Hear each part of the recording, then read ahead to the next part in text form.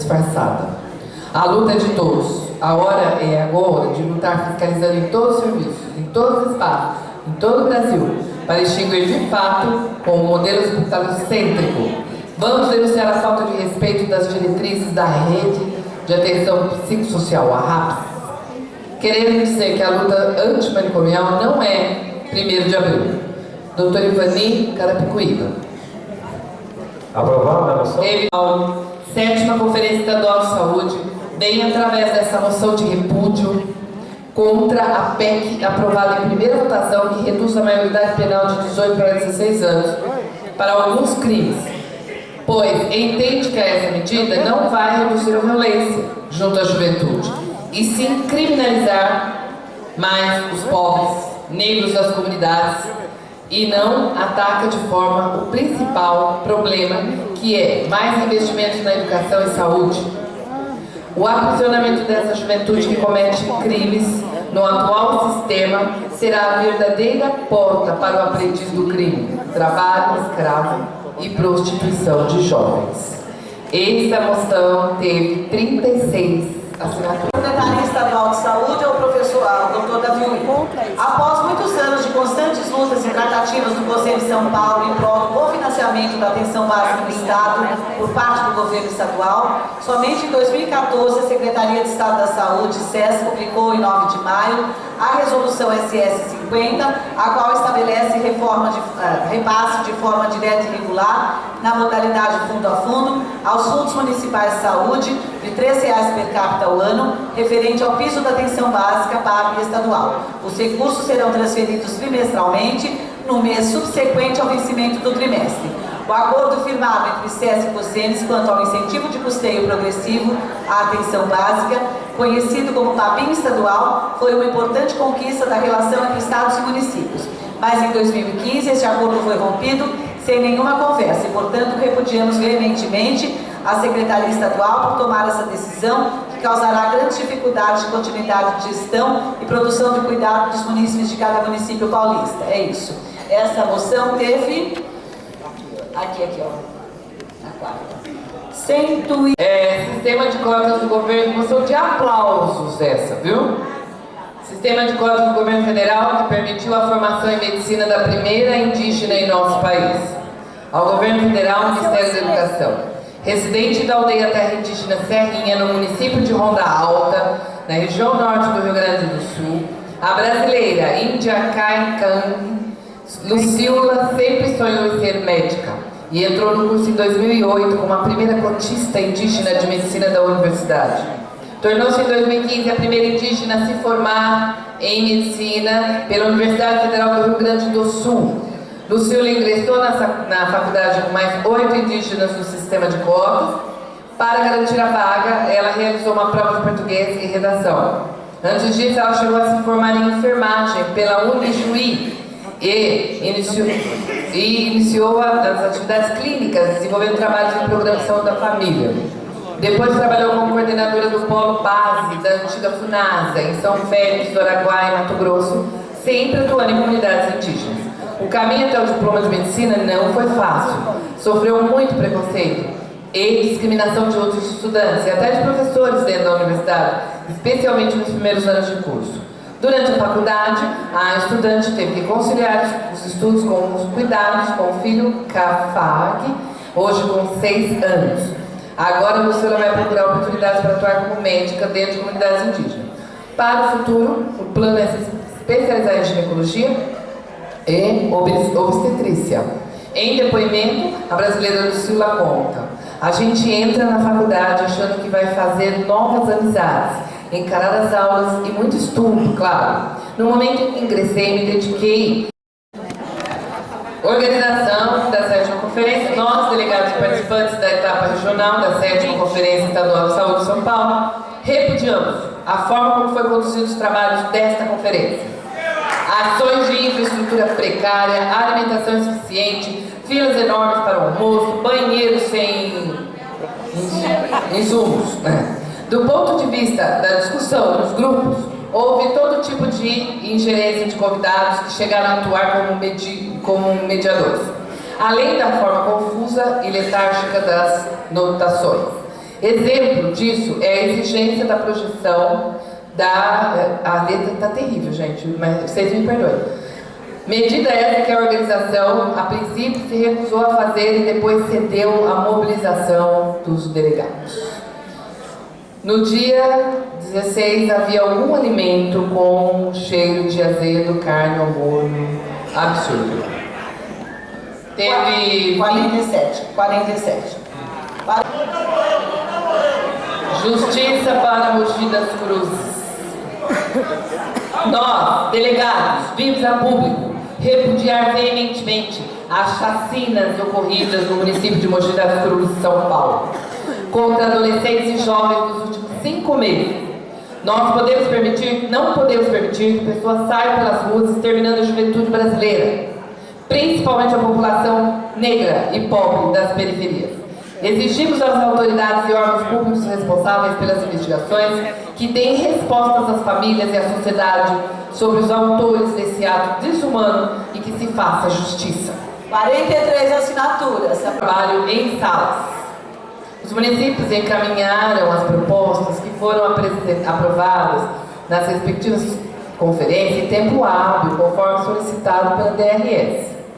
Ao iniciar as decisões em sala, não havia propostas devidamente digitadas e organizadas para leitura e deliberações pertinentes. Isso provocou demora, má qualidade na condução que foi equivocada. Não houve estratégia, tampouco modelo a ser instituído, e pactuando para que os trabalhos avançassem com a primazia que o tema exige. Lamentável. Viemos aqui para trabalhar sério, com propostas extremamente discutidas no município. Essa condução comprometeu a qualidade final. Desrespeito é o mínimo que estamos sentindo. Frustração por acreditar que podíamos ter feito mais e melhor. A 8ª regional. O Estatuto da Criança e do Adolescente ECA afirma a inimputabilidade penal dos adolescentes com idade inferior a 18 anos, afirmada no texto constitucional em seu artigo 228, a inimputabilidade dos menores de 18 anos. A Convenção sobre os Direitos da Criança das Nações Unidas, ratificada pelo Brasil, também reafirma o direito à proteção integral da criança e do adolescente.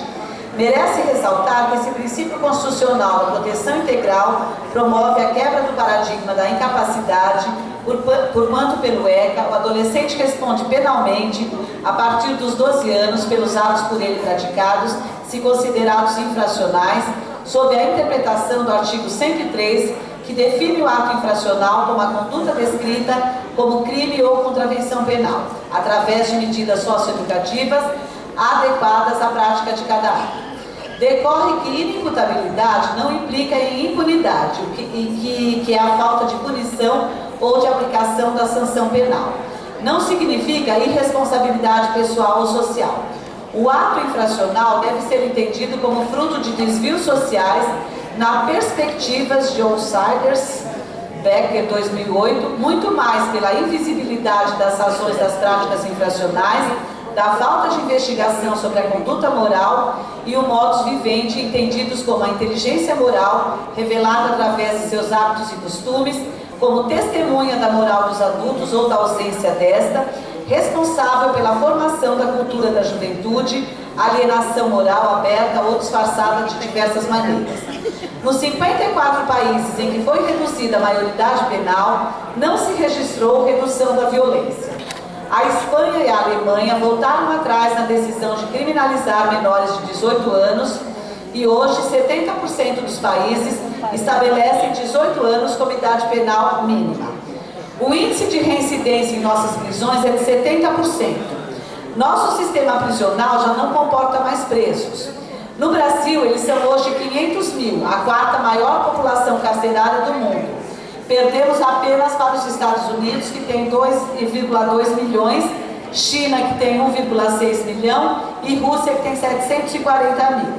Portanto, repudiamos qualquer iniciativa de deslegitimizar os direitos da criança e do adolescente no Brasil, principalmente quando se trata de redução da maioridade penal, uma garantia constitucional, por acreditar que esses sujeitos, os adolescentes, estão em situação peculiar de desenvolvimento e que por isso necessitam de uma atenção maior do Estado no desenvolvimento de políticas públicas eficazes e eficientes que atendam suas necessidades básicas em termos da assistência social, educação, cultura, esporte, lazer, habitação e fortalecimento dos vínculos familiares, entre outros, pois, de modo geral, a ineficiência das mesmas está aproximando cada vez mais crianças e adolescentes de graves problemas sociais, como a violência, tráfico de drogas, etc., que geram como consequência o conflito com a lei.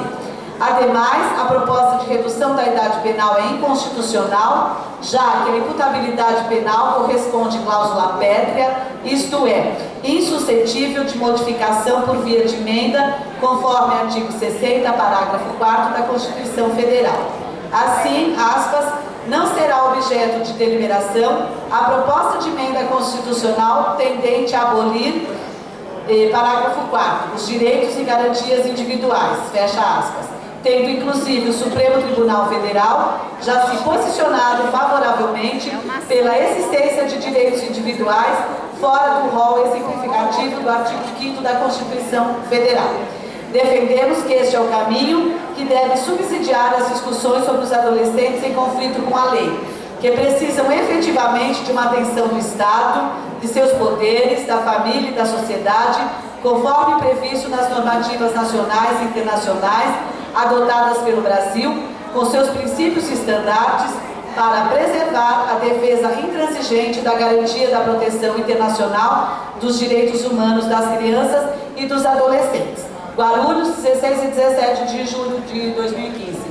É um jornalismo sensacionalista que promove a maior estigmatização de pessoas com transtornos mentais, em especial usuários de drogas, que promove uma massa crítica em relação a reais problemáticas sociais por trás de situações extremas e que fortalece atitudes violentas, vingativas, racistas e preconceituosas na população, desviando a atenção de problemas macro enfrentados na nossa sociedade, promovendo uma cultura do medo. 34 assinaturas. As comunidades terapêuticas. Nós, delegados, vimos a público repudiar veementemente a decisão do Conselho Nacional sobre Drogas da regulamentação da comunidade terapêutica. As comunidades terapêuticas representam um modelo manicomial que vai na contramão da reforma psiquiátrica. Mais CAPs nos municípios.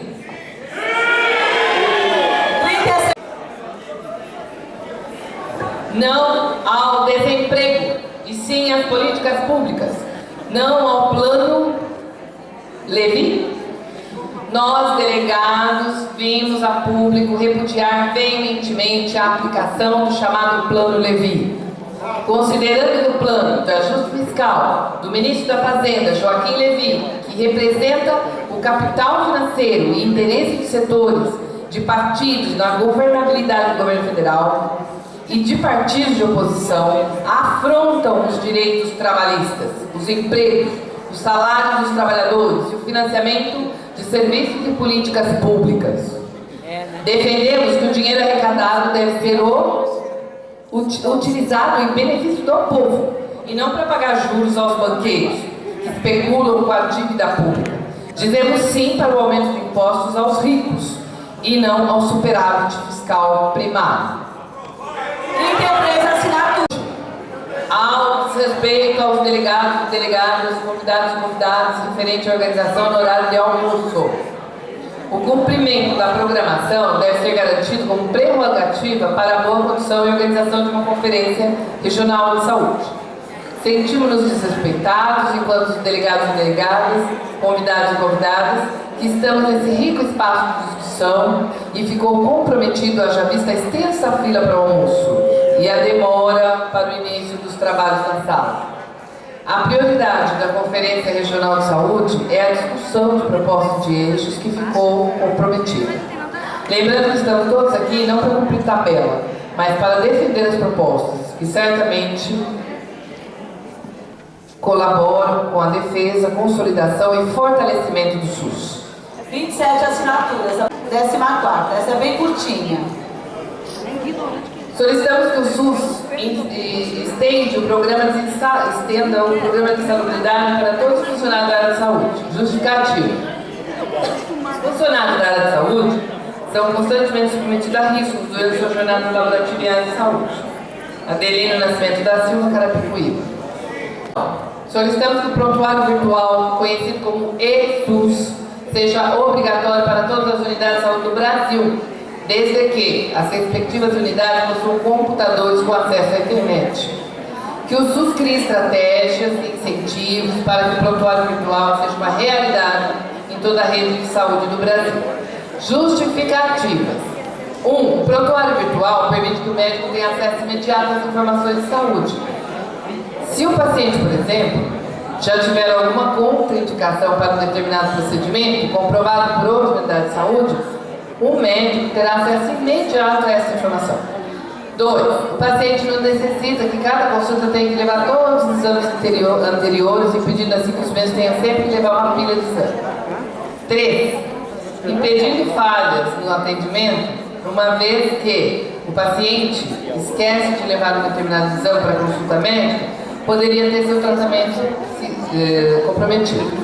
4. Ainda que o prontuário virtual seja uma realidade do SUS via web, a realidade brasileira é outra. Exemplo disso temos, por exemplo, o Hospital Brigadeiro, que apesar de ser informatizado, não utiliza o eSUS, prejudicando assim o atendimento. Ivo Manes de Souza, Carapicuíba. Gostaríamos que os secretários de saúde obedecessem o mais próximo possível à manifestação social, pois não adianta nos reunirmos e dizer o que queremos e depois de ter tudo aquilo que reivindicamos ser distorcido e até mesmo retirado da pauta. Que os gestores façam os repasses do fundos destinados aos conselhos municipais para custear as suas despesas gerais para os fóruns, seminários, plenárias e conferências dentro e fora do município. 30 ao Ministério da Saúde.